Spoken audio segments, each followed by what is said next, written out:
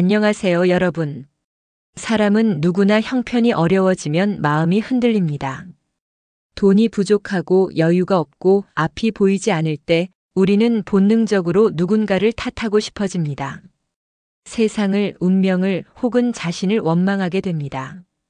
공자는 이 인간의 솔직한 감정을 모르는 사람이 아니었습니다. 그래서 논어에서 이렇게 말했습니다. 빈이 무언난 부이무교이. 가난하면서 원망하지 않기란 어렵고 부유하면서 교만하지 않기란 쉽다. 우리가 보통 생각하기엔 부유하면 교만하기 쉽고 가난하면 겸손할 것 같지만 공자는 정반대로 말합니다. 왜일까요? 그 이유는 가난이 단지 경제적 상태의 문제가 아니라 마음의 상태를 시험하는 가장 혹독한 무대이기 때문입니다. 진짜 어려움은 돈이 없는 것이 아니라 마음속에 원망이 쌓이는 것입니다. 그 원망은 어느 순간부터 세상을 흐리게 보고 사람을 멀리하게 만들며 결국 스스로를 고립시킵니다. 공자는 말합니다. 부자는 남을 교만하게 대할 수 있지만 가난한 자는 스스로를 무너뜨릴 수 있다. 그래서 빈곤 속에서도 원망하지 않는 마음이야말로 가장 단단한 덕목이자 가장 고귀한 인내의 표현인 것입니다. 공자가 가난 속의 원망을 부의 교만보다 더 어렵다고 한 이유는 사람의 감정은 결핍에서 더 거칠어지고 풍요에서 더 둔감해지기 때문입니다. 가난은 우리의 자존심을 직접적으로 흔듭니다. 나는 왜 이렇게 사나? 누가 나를 알아주나? 이 질문은 돈의 문제가 아니라 존재의 문제입니다. 반면 부유한 사람은 여유가 있으니 교만하지 않으려면 마음만 조금 조심하면 됩니다. 하지만 가난한 사람은 현실의 고통 속에서도 자신의 품격을 지켜야 합니다. 이건 그야말로 영혼의 싸움입니다. 공자는 그래서 이렇게도 말했습니다. 군자는 궁핍함 속에서도 뜻을 잃지 않는다. 즉, 진짜 군자는 형편이 어려워도 삶의 품격과 신념을 지키는 사람입니다. 우리의 인생에서도 위기와 빈곤의 시기는 단순히 돈이 부족한 시간이 아니라 내가 나 자신을 믿는가, 세상을 원망하지 않고 버틸 수 있는가를 묻는 시기입니다. 그때 마음속에서 원망을 지워내면 인생은 다시 새 길을 열어줍니다. 공자의 제자 중 가장 사랑받은 이는 아내였습니다. 그는 평생 가난 속에 살았고 한 그릇의 밥과 한 바가지의 물로 연명했습니다. 하지만 공자는 제자들 앞에서 이렇게 말했습니다. 아내는 가난해도 즐거워한다. 그는 결코 원망하지 않는다. 한 제자가 물었습니다. 스승님, 가난하면 괴롭지 않습니까? 공자는 웃으며 말했습니다. 그렇다. 그러나 아내는 그 괴로움을 스스로의 배움으로 바꾸었다. 그의 즐거움은 세속의 풍요보다 훨씬 깊다. 아내는 가난을 수치로 여기지 않았습니다.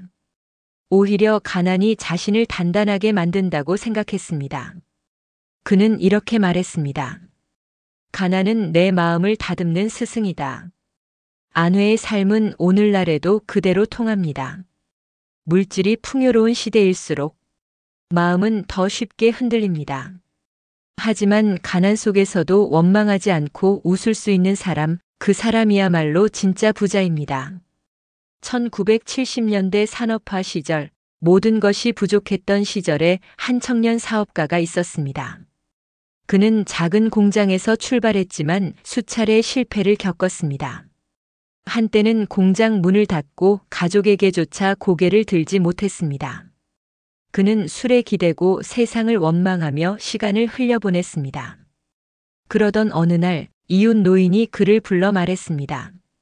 가난은 남의 탓이 아니라 내 마음이 약해진 탓이다.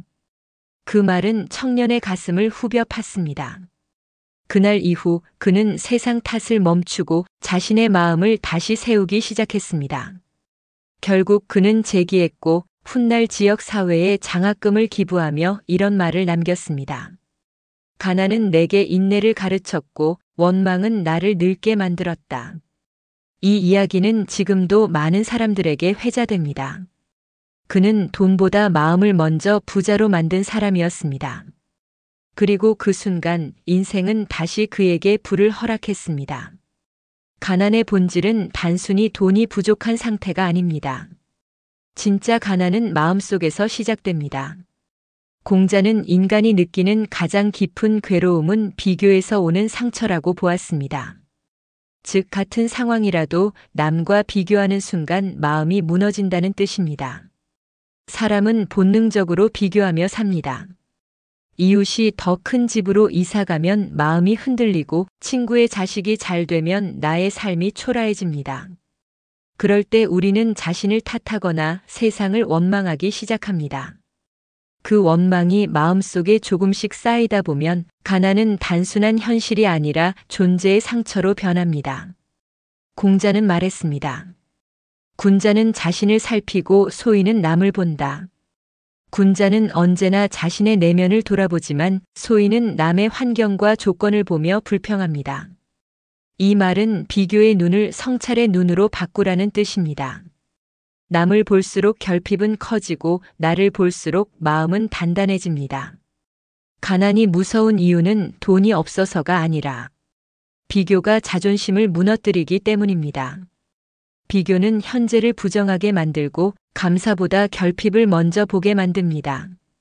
이때 마음의 평화는 사라지고 원망이 자라납니다. 공자는 그래서 이렇게 강조했습니다. 스스로를 잃지 않으면 세상에 가난은 없다. 즉, 비교를 멈추는 순간 가난은 더 이상 나를 지배할 수 없습니다. 가난은 나의 조건일 뿐 나의 인격이 아닙니다.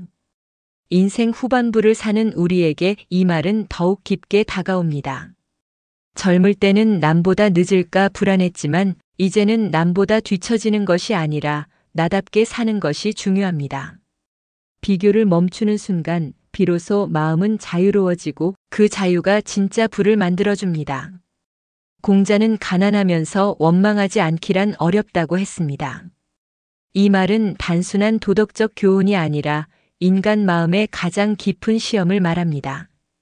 가난이 사람을 무너뜨리는 이유는 돈이 없어서가 아니라 그 가난이 마음속에 자기 연민과 원망을 불러오기 때문입니다. 가난은 외부의 조건이지만 원망은 내부의 감정입니다. 외부의 어려움은 누구나 겪지만 그 어려움을 마음속에서 어떻게 다루느냐가 인생의 품격을 가릅니다. 가난할 때 세상을 탓하고 남을 시기하고 운명을 원망하기 시작하면 그 순간부터 가난은 단순한 현실이 아니라 영혼의 굴레가 됩니다. 반대로 그 속에서도 원망하지 않는 사람은 가난을 통해 더 깊은 통찰과 인내를 얻게 됩니다. 그는 세상이 자신에게 주지 않은 것을 탓하기보다 세상이 아직 자신을 단련시키고 있다고 믿습니다. 그 믿음이 바로 공자가 말한 군자의 마음입니다. 흥미로운 점은 공자가 부자의 교만보다 가난한 자의 원망을 더 큰 적으로 본 이유입니다. 부자는 교만해도 여전히 여유가 있습니다. 그러나 가난한 사람이 원망에 빠지면 그는 모든 가능성을 스스로 차단해버립니다. 원망은 사람의 눈을 닫고 귀를 막고 마음을 좁게 만듭니다.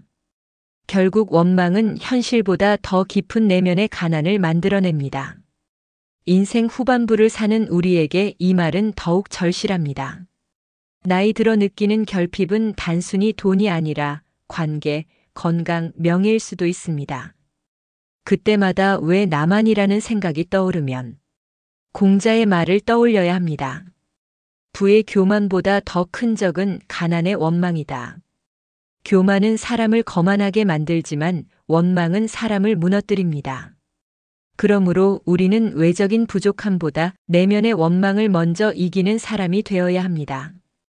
그 순간 삶의 무게는 가벼워지고 마음은 비로소 자유로워집니다.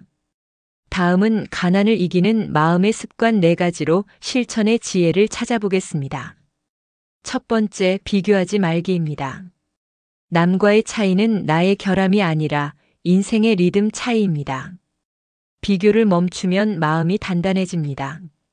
두 번째, 감사로 하루 시작하기입니다. 하루에 한 가지라도 감사한 일을 찾으면 원망이 줄어듭니다. 감사는 마음의 면역력입니다. 세 번째, 배움으로 채우기입니다. 돈이 없을 때는 시간을 배움으로 채우십시오. 그 배움이 나중에 삶의 자산이 됩니다. 네 번째, 도움을 주는 삶입니다. 가난할수록 더 나누는 습관을 가져보십시오. 아이러니하게도 그 마음이 자신을 더 풍요롭게 만듭니다. 공자는 말했습니다. 가난은 남이 내게 준 것이고 원망은 내가 스스로 만든 것이다. 이 짧은 한마디 안에는 인생의 무게와 지혜가 모두 담겨 있습니다. 우리는 살아가며 수많은 불평등과 억울함, 그리고 뜻대로 되지 않는 현실을 마주합니다. 그때마다 세상을 탓하고 운명을 원망하고 누군가의 도움을 기다리며 한숨을 쉽니다. 하지만 공자는 말합니다. 진짜 강한 사람은 세상을 바꾸려는 사람이 아니라 마음을 다스릴 줄 아는 사람이다. 가난은 결코 부끄러운 일이 아닙니다. 그것은 인생이 우리에게 보내준 성찰의 시간입니다. 어떤 이는 부유하면서도 늘 불안해하고 어떤 이는 가난하지만 눈빛이 고요하고 따뜻합니다. 그 차이는 돈에 많고 적음이 아니라 마음의 크기에서 생깁니다. 공자는 부유하면서 교만하지 않기보다 가난하면서 원망하지 않기가 더 어렵다고 했습니다. 이 말은 인생의 절정과 바닥을 모두 경험한 사람만이 이해할 수 있는 진리입니다. 부자는 교만하지 않으려면 조금만 마음을 낮추면 됩니다. 하지만 가난한 이는 매일 현실과 싸우며 스스로를 세워야 합니다. 그 과정에서 품격과 인내가 길러지고 진짜 부의 씨앗이 자랍니다. 우리가 살아온 세월을 돌아보면 부유했던 시절보다도 어려웠던 시절이 우리를 더 깊게 만들고 더 단단하게 성장시켰습니다. 그 시절이 있었기에 지금의 내가 있습니다. 그러니 가난이 나를 억누른 것이 아니라 나를 키워낸 스승이었다는 사실을 잊지 마십시오. 진짜 부자는 돈을 쌓은 사람이 아니라 감사를 쌓은 사람입니다. 마음의 부자는 세상이 흔들려도 중심을 잃지 않습니다. 그는 적게 가져도 풍요로움을 느끼고 잃어도 여전히 미소를 지을 수 있는 사람입니다. 이제 우리는 이렇게 정리할 수 있습니다. 가난은 나를 단련시키고 원망은 나를 무너뜨린다. 원망을 내려놓는 순간 나는 이미 부자가 된다. 오늘 하루 우리의 삶이 조금 부족해 보여도 그 속에서 감사할 한 가지를 찾는다면 그 순간 우리는 이미 마음의 부자입니다. 그리고 그 부는 세월이 흘러도 결코 사라지지 않을 것입니다. 이상으로 옛글 속 인생 수업을 마치겠습니다. 오늘도 끝까지 시청해 주셔서 감사합니다. 그럼 다음 시간에 또 만나요.